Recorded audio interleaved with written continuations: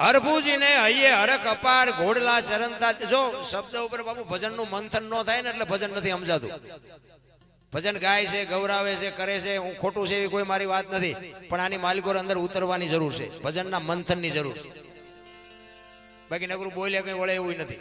ઘણા નથી કહેતા કરમ આમ ને ફલાણું આમ ને ઢીકડું આમ ને, મને તો કરમમાં ટપા પડતા નથી ને આ ભવની વાતો કરે એમાંય ટપા નથી પડતા. આ ભક્તિ કરે એવડે દુખી છે, દુનિયાના બૂસ મારે એ સુખી છે, તો શું કરમ ની આપણે વાતો કરીએ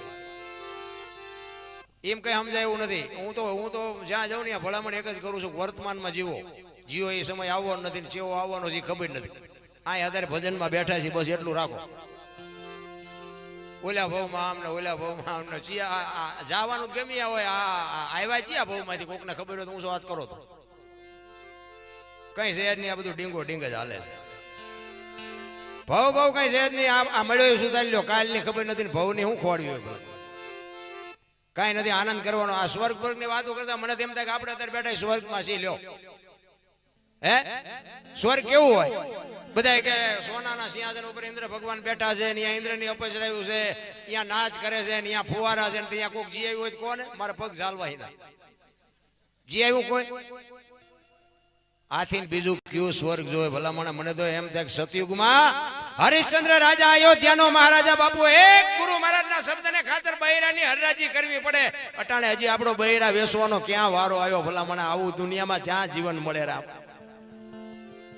હજી બૈરા વેસવાનો વારો નથી આવ્યો આપણો, પણ જ્યાં જાવ એ બધા રોવે જ છે. યાર અમારી ભાઈ હા નથી, અમારી ભાઈ મરો ન હોય તો એક માં જાય કે ધાબુ ભરવું છૂટા ખૂટી રહ્યા, એક માં જાય કે ડોબું વેણું દોવા નથી દેતું, બીજા માં જાવ કે છોકરાને વહુ વેવાય તેડી ગયા મોકલતા નથી, બીજા માં જાવ છો કે પોલીસ વાળા છોકરાને લઈ ગયા જામીન ચડતા નથી. આપણને એમ થાય કે આપણે ક્યાં રોવું?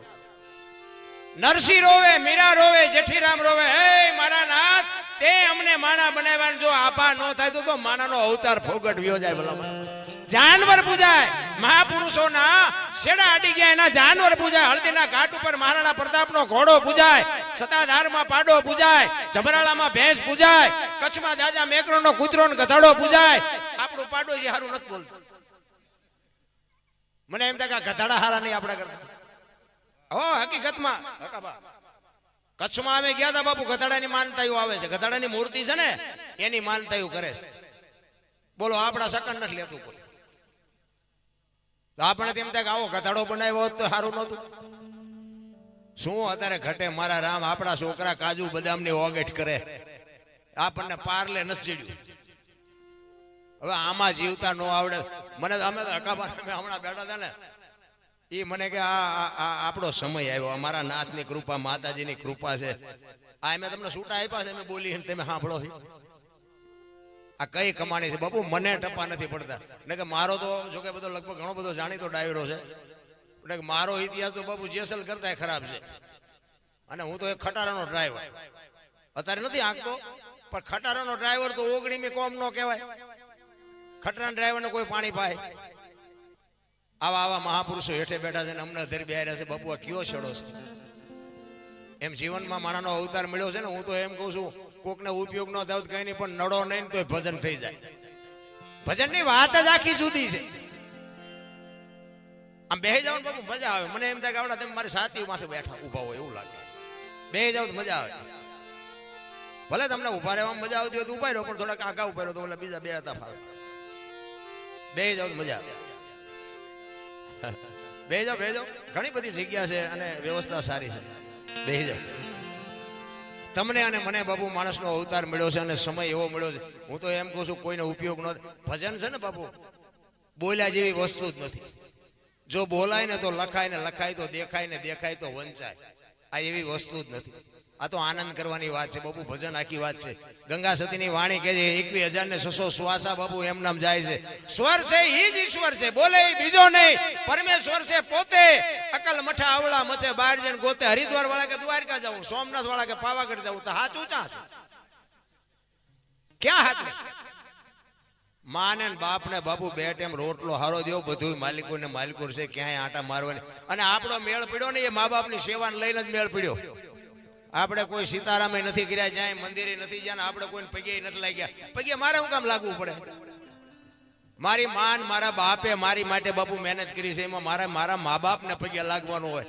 જગતને ઠીક છે ભેખ છે, એમાં ભગવાન છે, ભેખને લાગો એ વસ્તુ આખી જુદી છે.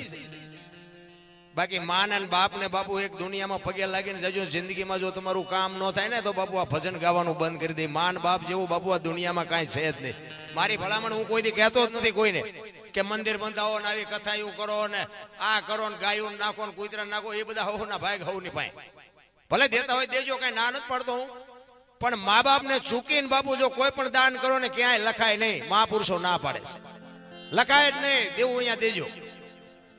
આશ્રમમાં છે હમાતા નથી. આપણે એમ તો ઓહો અમને દીકરા જ નહીં હોય. એક નાના એવા ઘર હોય, 10-12 માણસનું કુટુંબ હોય, અને બાપુ આપણા બાપા ને આપણા ગઢા છે ને હાવ અભણ હતા, પણ કોઈ દી કોઈ ન કીધું કે મારા મા બાપ મને નડે છે. હવે આ ભણી ગણીને તો દી નથી ઉઠાડ્યો. મને એમ થાય કે આ નકરું ભણતર શું કરવાનું. રહેવા હારું ઘર નહોતું, ખાવા હારો રોટલો નહોતો, તોય બાપુ મા બાપ ને પૂછ્યા સિવાય કોઈ બાપુ કોઈએ પાણી નથી પીધું. અને અત્યારે તમને ન ખબર પડે, તમને ન એમ જ કરતા હોય. બોલો એટલે નહોતી ખબર એટલે 100 વીઘા રાખી હતી, તું 10 વીઘાના ઉલાળિયા મીઠો કરવા. અમને નથી ખબર. કોને કે તારી પાસે રોટલો ખાવાનો. અરે માન બાપ જેવું બાપુ દુનિયામાં એક જો અંતરથી કોઈ ચિંતા કરતું હોય ને કે મારા દીકરાનો વ્યવહાર બરોબર હારે, મારો દીકરો સુખી થાય, મારા દીકરાનું ગાડું બરોબર હાલે, આવી જો અંતરથી કોઈ ચિંતા કરતું હોય તો તમારી માન તમારો બાપ, બાકી હગો ભાઈ રાજી નથી. લખવું હોય તો લખી લેજો. હગો ભાઈ નથી. કે મને તેમ થાય કે રામાયણ આ મહાભારત આ બધું મહાપુરુષોએ બનાવ્યું છે, તો રામાયણ શું કહે છે, મહાભારત શું કહે છે, તમને મને બધાને ખબર છે. રામાયણ કહે છે કેવા દીકરા હોય, કેવા ભાઈઓ હોય, કેવા બાપ હોય, કેવી દીકરી હોય, કેવી માં હોય. આ જોવો હોય કે રામાયણમાં જોવો, અને આ રડેલું ન ખાવું હોય મહાભારતમાં જોવો. એટલે બધા ઠેકી ઠેકી નિમાજ પડે છે, નથી દેવું નથી દેવું કરે. હગો ભાઈ હગા ભાઈ ને એક વેચ જમીન હાટું મારી નાખે ત્યાં આપણને એમ થાય રામાયણ લખવા વાળા રોતા નહીં હોય જાય છે. એટલે તો મહાપુરુષોને લખવું પડે કે ધરતી રાજા રામની કોઈની પૂરી કરી નહીં આશ, આની માથે કાંઈક રાણા રમી ગયા ને કાંઈક વ્યાઈ ગયા નિરાશ. જમીન અહીંયા પડ્યો, એક જાય ઉપર ને એક જાય જેલમાં. પછી ઓલો જેલમાં જોઈને ખબર કાઢવા જાવ એટલે શું કે ઓલું ફસાવી ગાનું રહ્યું જાય ભલે જાય, પણ મને બારો કઢાવો તા વેચ જવા દીધી હોત તો તારે મોડું થઈ ગયું. સમયની બલિહારી. કોઈ એમ કહેતું હોય કે હું બળવાન છું, નહીં, ખોટી વાત. અમારો સમય હતો ને ત્યાં સુધી બાબુ એમાં નકરા ધોકા ફેરવ્યા, અને અત્યાર સુધી ફેરવતા હોત તો તમારી ભેગા ન હોત, કાં વિયાઈ ગયા હોત ઉપર ને કાં માલપા હોત, તમારા ભેગા ન હોત. સમય હારે વળતા આવડે એનું નામ જ માણા કહેવાય. સમય આવે ને વળાંક મારી જાય. કચ્છનો બારવટીયો જેસલ જાડેજો સતી તોરલને લઈ નીકળ્યા ને, તેથી તોરલના હાથમાં એક તારો હતો ને જેસલના હાથમાં તલવાર હતી. બે વાત કરે છે. જેસલ કે છે તમે આખી દુનિયાને શું ફરમાવો છો, રાતે હુતા નથી, હુવા દેતા નથી, રાગડા તાણો છો. મારી તલવાર કરે ઈ તમારો એક તારો ન કરી શકે. તોરલ કે છે દરબાર ભૂલો છો, માર્ગે ચડો ખોવાઈ જાઓ, કોઈ નહીં ધણી થાય. નહીં કે મારી તલવાર વધે. તોરલ કે છે મારો એક તારો વધે. અને પછી જેસલ કે છે તો એનું પ્રમાણ આપો. એ કે સમય આવશે એનું પ્રમાણ. અહીંયા તોરલે 2 ભજન ગાયા હોત તો આ જાડેજો પીર થઈ જાય.